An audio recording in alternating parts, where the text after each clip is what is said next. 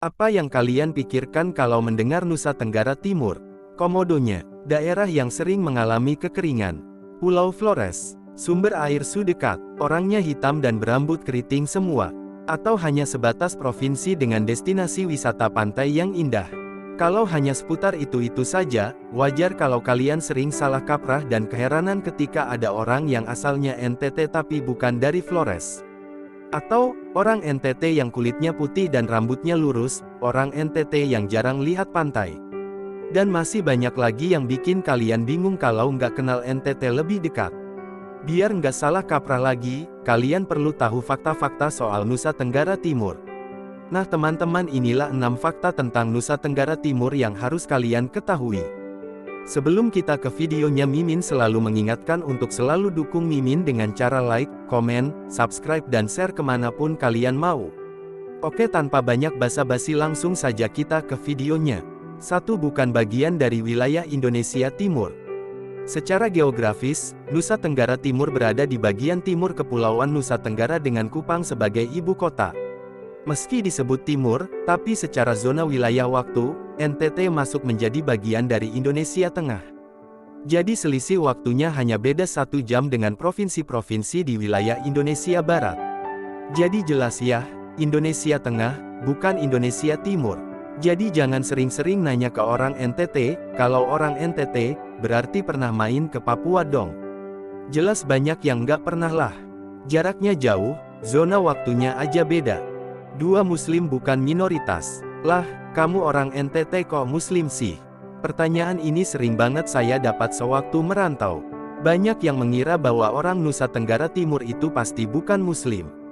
Padahal itu keliru. Perlu kalian ketahui, Islam menjadi agama ketiga yang banyak dianut dengan total populasinya mencapai hampir 600.000 orang. Memang yang mendominasi itu agama Kristen, tapi bukan berarti Muslim di sana menjadi agama minoritas. Banyak desa terutama di wilayah pesisir pantai Pulau Flores yang penduduknya seluruhnya adalah Muslim dengan budayanya yang sangat kental dengan Islam. 3. Bukan hanya Flores. Banyak orang menganggap bahwa orang NTT sudah pasti orang Flores. Padahalnya enggak. Kalian tahu penyanyi Marion Jola? Dia memang orang NTT, tapi tetap saja dia bukan orang Flores.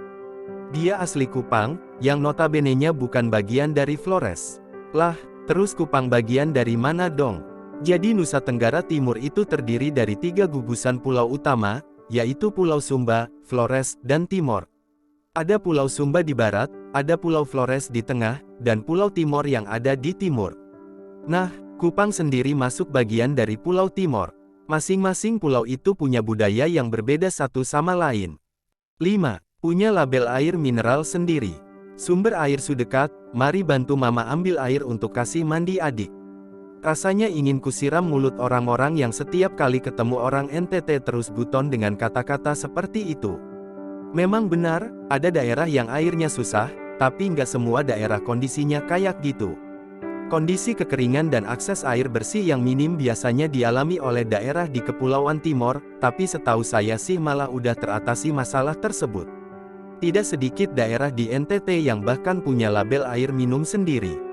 Misalnya air mineral Ruteng yang dihasilkan oleh daerah Ruteng, Oasa dari Sabu, Fari dari Bajawa, dan Ewiti dari Larantuka. Beberapa label air mineral itu kemudian jadi penyumbang pemenuhan kebutuhan air minum bagi masyarakat NTT. 6. Keras tapi ramah. Orang Nusa Tenggara Timur itu memang keras suaranya, keras mentalnya, keras kerjanya. Tapi karena itulah, mereka sering dianggap kasar dan menakutkan. Ditambah dengan mitos bahwa perantau dari pulau ini banyak yang berprofesi sebagai debt collector. Padahal kenyataannya yang berprofesi demikian itu sangat sedikit. Kebanyakan dari mereka kerja di perkebunan dan sektor industrial. Sebaliknya, kalau kalian perhatikan, pernah nggak sih orang NTT melakukan tindakan rasis?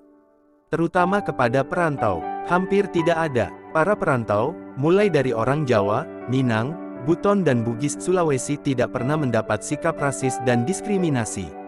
Mereka diterima dengan tangan terbuka.